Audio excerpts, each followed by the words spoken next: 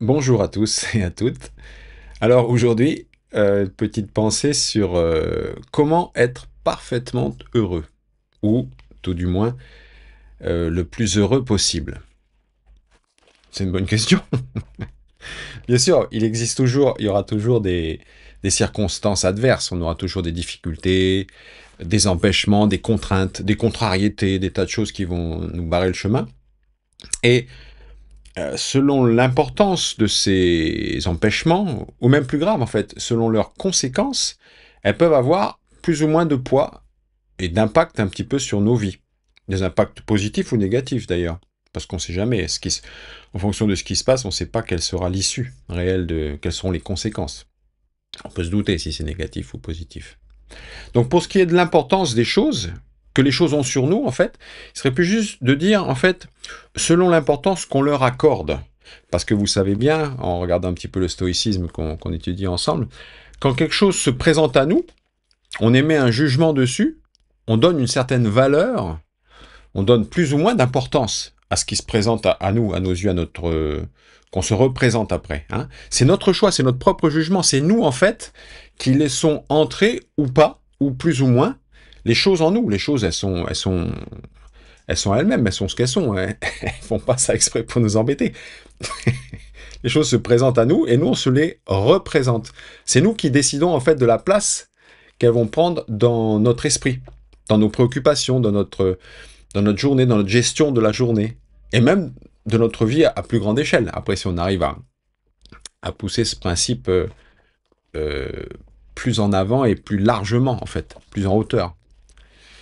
Donc, bien sûr, il y a un moment pour tout, c'est-à-dire qu'on ne peut pas se contenter de dire à chaque fois ouais, c'est pas grave, c'est rien, on verra ça plus tard. Non, il ne s'agit pas de fuir ces responsabilités ou les événements qui se présentent à nous, hein, mais il ne s'agit pas de se mentir à soi-même, en fait, hein, ou de nier, ou de minimiser, c'est pas ça l'idée.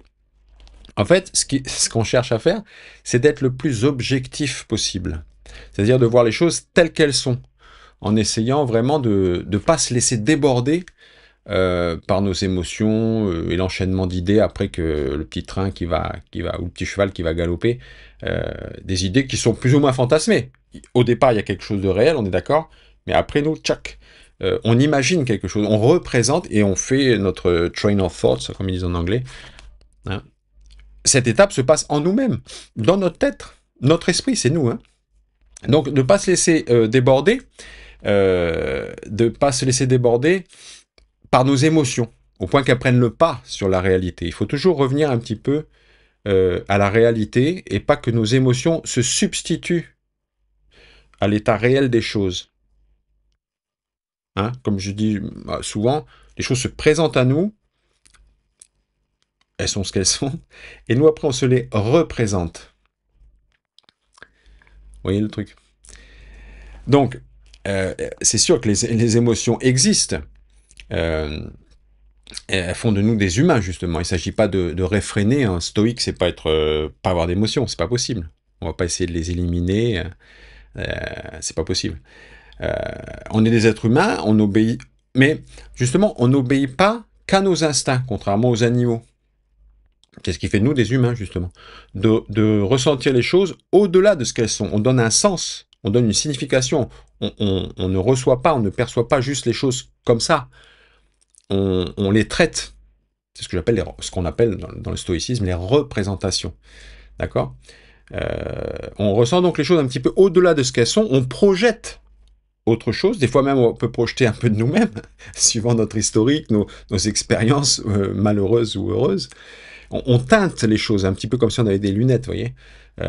Notre raison, notre raisonnement, c'est quelque chose de puissant et d'important, mais on doit le contrôler, notre raisonnement. C'est pas lui, c'est pas notre raison qui doit nous amener n'importe où. On doit la garder sous contrôle quelque part. Et c'est une liberté en soi. Hein. C'est pas l'inverse. C'est pas quelque chose qu'on réfrène. Hein. On doit, le raisonnement, la raison doit nous servir à voir les choses telles qu'elles sont et ne pas être dupe de nos propres projections ou nos peurs. Parfois, on réagit, on interprète des choses, on les traite en nous-mêmes par rapport à des peurs ou des traumatismes passés. On en dit ça tout à l'heure. Hein. Bon.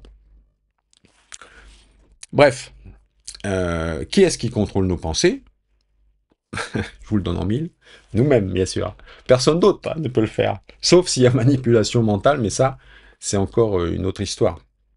D'ailleurs, justement, plus on maîtrise son mental, ses pensées, ses émotions, sans les réfréner, hein, on les maîtrise simplement, on les prend pour ce qu'elles sont, de la force, une énergie, plus on peut se prémunir justement de certaines manipulations mentales à plus ou moins grande échelle. Plus on peut exercer en fait son sens critique, la pensée critique en fait. Le bon sens, tout simplement. Hein. Par exemple, le sens commun, c'est une bonne chose parfois, pour pas se laisser embarquer un petit peu dans tel ou tel délire plus ou moins intéressé de quelqu'un qui tenterait de vous manipuler ou d'orienter vos pensées et vos choix. Hein, c'est un peu ce qui arrive avec la publicité, par exemple, et tous les autres moyens de propagande pour diriger dans tel ou tel sens les gens, le narratif un petit peu de tout le monde. Mais ça, bon, encore une autre histoire, c'est pas le sujet. Mais le sujet, c'est qu'est-ce qui contrôle nos pensées, sinon nous-mêmes. Il faut juste se rendre compte de ça, que c'est nous, même, qui sommes responsables de ça. C'est pas quelqu'un d'autre, c'est pas la faute des autres. C'est à nous de vérifier le truc, quoi. Et d'ailleurs, c'est là que réside notre réelle liberté, notre vraie liberté. Être libre, en fait, c'est être en contrôle et en parfaite possession de ses moyens, en contrôle de ses pensées, de ses émotions, tout ce qui peut se passer dans l'esprit, notre esprit, qui est si complexe, capable de tant de choses, bonnes ou mauvaises, à nous de diriger. Hein, des choses qui peuvent être bonnes ou mauvaises pour nous et pour les autres également.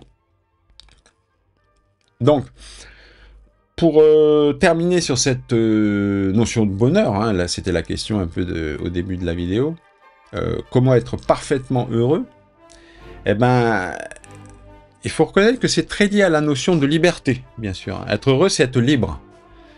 Mais libre de quoi? C'est quoi être libre? Là, vous pourrez me dire dans vos commentaires votre définition de la liberté, ça m'intéresse. Moi, là, je partirais d'un principe, c'est que être libre, c'est réellement, c'est être libre de ses désirs. Ce sont nos désirs qui, des fois, ne nous rendent pas libres ni heureux réellement.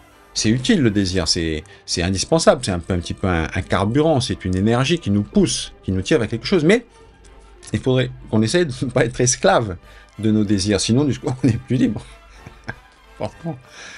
Donc, c'est le désir, ok, c'est le carburant de nos vies, hein, mais si on le laisse déborder, il peut être si puissant qu'on peut en devenir l'esclave sans même s'en rendre compte.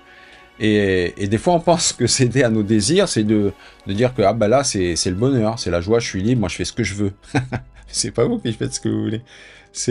Vous êtes mené par le bout du nez par vos désirs. Voilà. Donc, les désirs, ils vont pas forcément nous procurer que du plaisir. Même avoir du plaisir, c'est pas un mal en soi. Le plaisir, c'est agréable. Et c'est louable même, mais ça peut pas être une fin en soi, c'est ça le truc. En tout cas, c'est passager, ça n'a rien de durable. Il faudra toujours le renouveler, c'est une quête sans fin en fait. On a un désir, on le satisfait, on doit repartir sur un autre après, c'est une course en fait, une course au plaisir. Il faut faire attention à ça. Il faut pas renoncer à tout, on n'est pas des moines ni des ascètes, quoique ça fait pas de mal parfois hein, de contrôler, de tempérer. Hein, dans la vertu stoïcienne, il y a la tempérance. Hein. C'est ça. Juste que le plaisir, c'est pas synonyme de bonheur. On en parle du bonheur. Hein. Le bonheur à long terme, à l'échelle d'une vie. Un bonheur plein et entier, en lien avec ce qui est important. C'est ce qu'appelaient les anciens l'ataraxie, en fait. Hein. D'accord. C'est un lien, en fait, avec ce qui est important. Ça peut être Dieu, par exemple. Enfin, on peut, si on n'a pas peur des mots, si on n'a pas peur d'être connoté chrétien ou quoi, Dieu, c'est une union qui... Enfin, quelque chose, en tout cas, qui est une hiérarchie qui est au-dessus, viser le plus haut et servir le plus haut, quoi que vous l'appeliez, hein, ça, c'est une source intarissable et constante de bonheur, en fait. Ce qui est important, c'est de trouver le sens de notre vie, trouver un sens aux choses et à notre vie, et de viser, ce que je disais tout à l'heure, c'est l'ataraxie, en fait, des anciens. C'est un bonheur durable, simple et sain qui nous comble dans un espèce de quelque chose de constant, de tempéré, qui n'est pas fade du tout, qui est au contraire extrêmement fort et puissant comme un courant, un courant fort qui est en dessous, qu'on ne voit pas forcément, mais qui est constant et sur lequel on peut se fier, se fixer dessus, en fait. Une base solide, en fait. Donc, ce réel bonheur simple, durable, qui nous comble réellement, sans artifice ou choses passagères, parce que les choses passagères, des artifices ou des plaisirs artificiels, comme on dit, c'est à double tranchant, hein. Sur le coup, ça on est bien, mais après, vous savez ce que c'est peut-être. En fait, c'est ce qui nous contente réellement. Se contenter, c'est pas péjoratif, se contenter, c'est être content de ces choses-là. C'est la règle du juste milieu, hein, c'est rien de trop, que disaient les anciens. Donc il faut savoir reconnaître, je vais un petit peu terminer, savoir reconnaître ce qui est en notre pouvoir et ce qui ne l'est pas. Hein. Ça c'est le stoïcisme selon Épictète, hein. Savoir reconnaître ce qui est en notre pouvoir et ce qui ne l'est pas. Et utiliser au mieux ce discernement qu'on espère le plus juste possible et le plus bénéfique au bien commun, toujours, pour soi-même et pour les autres. On est tous en lien les uns avec les autres. Hein.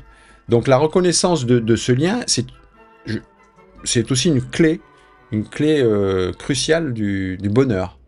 Mais ça, je pense qu'on en reparlera dans une autre vidéo, parce que ce partage, cette communauté humaine, quand on est dedans, en lien, et qu'on nage dedans, je dirais, en toute liberté, en toute confiance, là, il y a vraiment, vraiment une clé du bonheur. Je pense que vous l'avez expérimenté aussi. Dites-le moi dans les commentaires si vous avez des expériences là-dessus ou des idées. Et je ferai une autre vidéo là-dessus parce que je trouve que c'est intéressant. Donc, je terminerai pour vous encourager dans les commentaires à me dire un petit peu qu'est-ce qui vous rend heureux. Est-ce que vous avez des petits trucs, pas juste des plaisirs passagers, hein, on a vu, mais qu'est-ce qui vous satisfait, vous remplit en fait, qui donne un sens à tout ça, à cette existence, à ce qu'on fait. Hein. Qu'est-ce qui vous comble? De quoi vous contentez-vous en étant content, comme je disais tout à l'heure?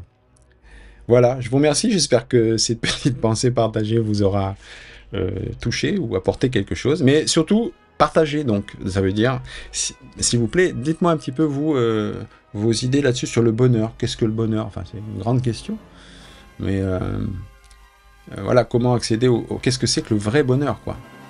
Il y a des distinctions à faire. Bien, je vous souhaite tout le bonheur du monde et je vous dis à très bientôt. Au revoir.